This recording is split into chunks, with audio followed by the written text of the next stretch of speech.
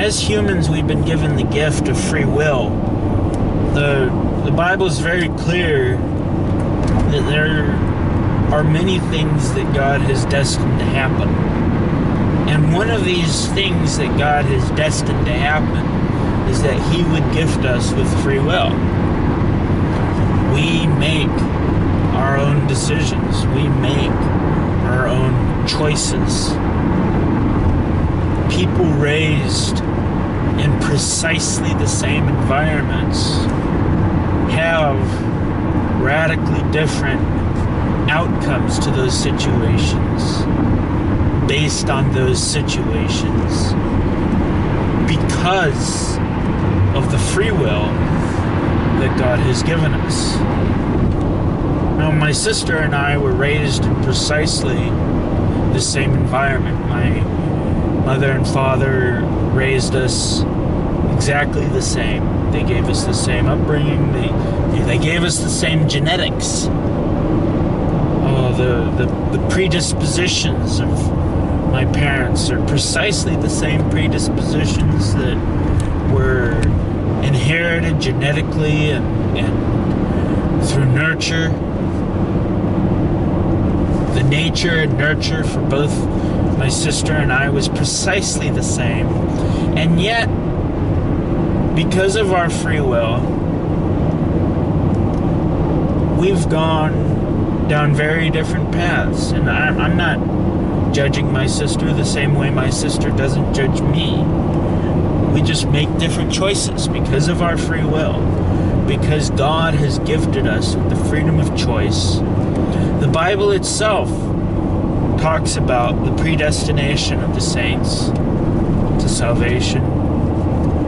It talks about also the free will that we have, the choices that we must make. Explicitly in the Torah, Moses spoke again and again of the free will offerings that the children of Israel could choose to make out of their own decisions. And never once did he feel the necessity to qualify it by saying, these are free will offerings, but you really don't have free will. He just said, bring your free will offerings. You know, it's out of our own free choice, from the free will that God has given us. And the fact of our free will that we have, that we've been destined to have as a gift of God, in the mystery of predestination of all the believers through the gift of the Holy Spirit.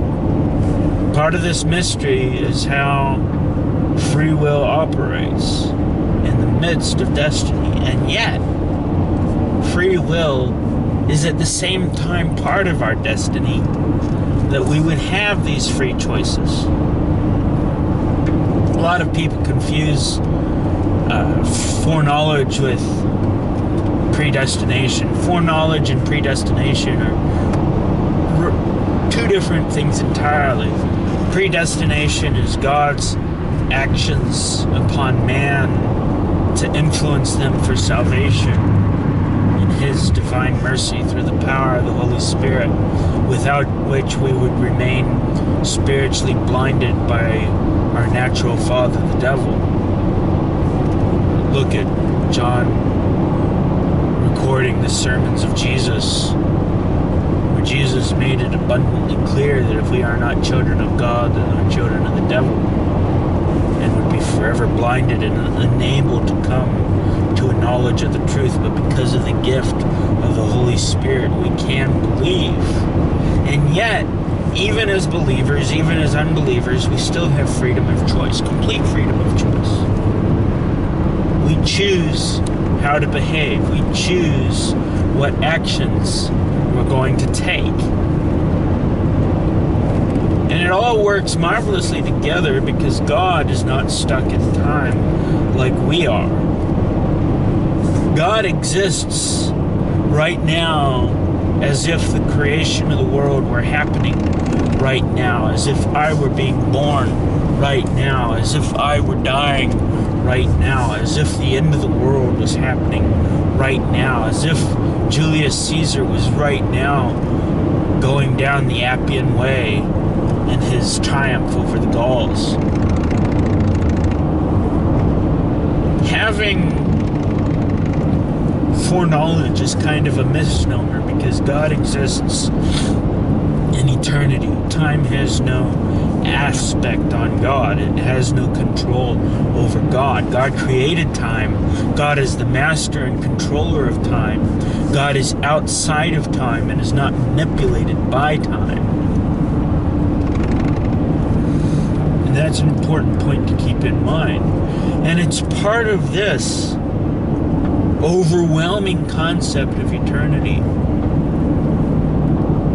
that in destiny, God has also given us the great responsibility of free will and freedom of choice in destiny, that we are responsible for our own actions and accountable for our own behavior before God.